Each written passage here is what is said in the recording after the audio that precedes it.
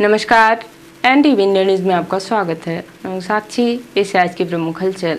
जिले में आगामी 15 मई को मुख्यमंत्री डॉक्टर मोहन यादव के सीधी तथा मझौली के प्रस्तावित कार्यक्रम के दृष्टिगत उप पुलिस महानिरीक्षक राजेश सिंह, कलेक्टर सुरुचि सोमवंशी तथा पुलिस अधीक्षक डॉक्टर रविंद्र वर्मा द्वारा कार्यक्रम स्थल का निरीक्षण किया गया। उन्होंने कार्यक्रम के लिए निर्माणाधीन हेलीपैड तथा कार्यक्रम स्थल में की जा रही तैयारियों की समीक्षा की तथा आवश्यक निर्देश दिए। हेलीपैड तथा कार्यक्रम स्थल पर सुरक्षा के दृष्टिगत सभी आवश्यक व्यवस्थाएं सुनिश्चित करने के निर्देश दिए गए। मंच तथा हेलीपैड में केवल अधिकृत व्यक्तियों को ही प्रवेश दिया जाएगा।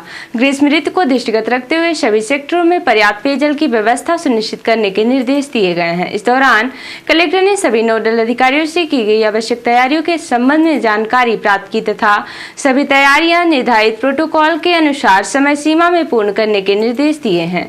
इस दौरान अतिरिक्त पुलिस अधीक्षक अरविंद श्रीवास्तव, उपखंड अधिकारी मझौली RP त्रिपाठी, उप पुलिस अधीक्षक गायत्री तिवारी, अनुविभागीय पुलिस अधिकारी रोशनी ठाकुर सहित संबंधित अधिकारी उपस्थित रहे।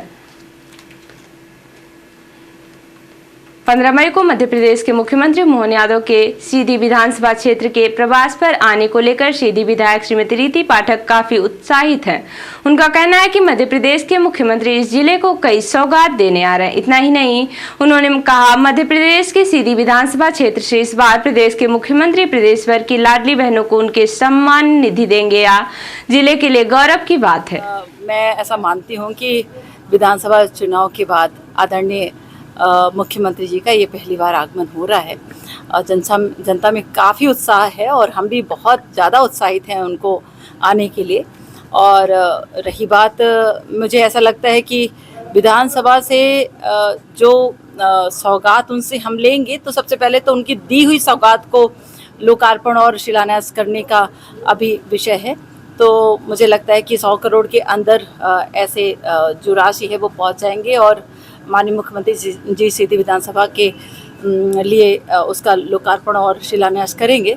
और दूसरी बात ये कि लाडली बहनों के खातों में पूरे प्रदेश के लिए जो राशि अंतरण की जानी है वो माननीय मुख्यमंत्री जी सीधी विधानसभा से, सीधी जिले से करने वाले हैं। तो ये हम लोग के लिए बहुत बड़ी बात है और बहनें काफ़ी उत्साहित हैं माननीय मुख्यमंत्री जी को आते हुए देखने के लिए और उनसे मिलने के लिए। मैम, ऑपरेशन सिंदूर के तहत 15 मई को सीधी जिले के प्रवास पर आ रहे मध्य प्रदेश के मुख्यमंत्री मोहन यादव की सुरक्षा को लेकर कड़े इंतजाम किए जा रहे हैं। एक विशेष मुलाकात के दौरान सीधी जिले के पुलिस अधीक्षक रविंद्र वर्मा ने मीडिया को बताया कि मुख्यमंत्री मोहन यादव जी की सुरक्षा को लेकर पुलिस सतर्क है और कड़ी सुरक्षा व्यवस्था करेगी। सीधी और मझौली दोनों जगह ही पर्याप्त संख्या में पुलिस बल तैनात किए जाएंगे। क्या कार्यक्रम है सर, और पुलिस द्वारा सुरक्षा व्यवस्था को लेकर क्या प्रबंध किए जा रहे हैं? माननीय मुख्यमंत्री महोदय का प्रोग्राम है 15 तारीख को सीधी में एक प्रोग्राम है, उसके बाद मझौली में एक कार्यक्रम है। कार्यक्रम की व्यवस्थाओं का जायज़ा हम लोगों ने ले लिया है और उसकी सुरक्षा व्यवस्थाओं को भी देख लिया है। पुलिस बल की डिमांड की गई है। पुलिस बल के आवंटन होने के पश्चात उनकी ड्यूटी लगाई जाएगी।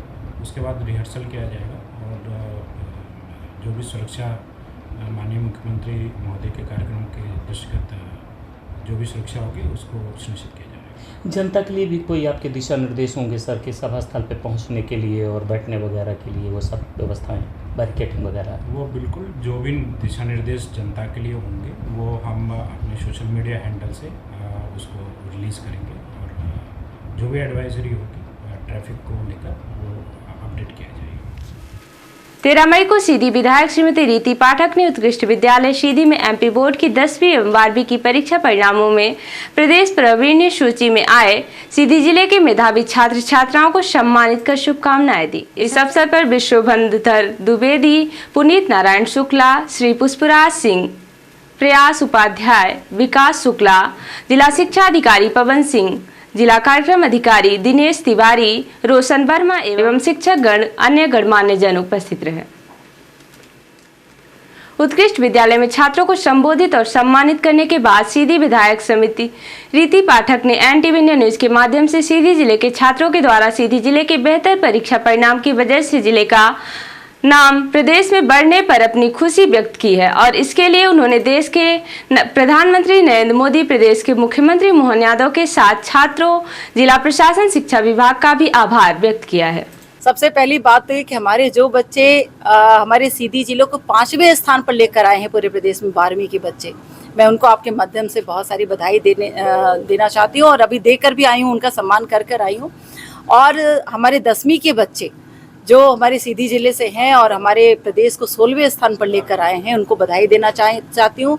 और सबसे बड़ी बात तो ये है कि नामांकन में हमारा जो जिला है वो प्रदेश में प्रथम स्थान लेकर आया है, ये बहुत बड़ी बात है। और पूरे संभाग में 12वीं में हमारा जो जिला है वो प्रथम स्थान पर आया है। मैं क्या क्या कहूँ, मैं आपको अपने बच्चों के प्रतिभाओं को मैं किस तरह से, अद्भुत प्रतिभाओं की उनको क्षमताओं को किस तरह से आपके सामने प्रस्तुत करूं, मैं सिर्फ और सिर्फ धन्यवाद दे सकती हूं माननीय प्रधानमंत्री जी की परीक्षा पर चर्चा किए गए उस विषय के साथ, जिन्होंने परीक्षा से डर को निकाला है, हमारे बच्चों को इतना करेज दिया है, और हमारे माननीय मुख्यमंत्री जी के शिक्षा व्यवस्था के उस नीति को लेकर उनकी व्यवस्थाओं के लिए मैं हृदय से धन्यवाद दोनों ही अपने नेतृत्व करना चाहती हूँ।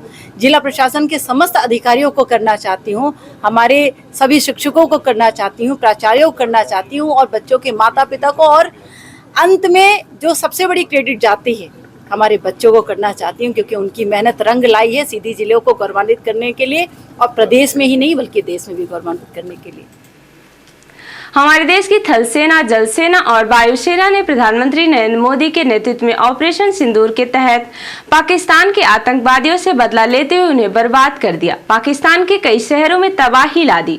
प्रधानमंत्री नरेंद्र मोदी के नेतृत्व में देश की सेना और देश के शहीदों को नमन करते हुए सीधी जिले की विधायक श्रीमती रीति पाठक ने NTV न्यूज के पूछे गए सवाल पर अपनी प्रतिक्रिया दी है और कहा कि हमारी सेना और प्रधानमंत्री नरेंद्र मोदी ने आतंकवादियों से सिंदूर का बदला लिया है। देखिए, हम किसी को छेड़ेंगे नहीं, और किसी ने छेड़ा तो हम छोड़ेंगे नहीं।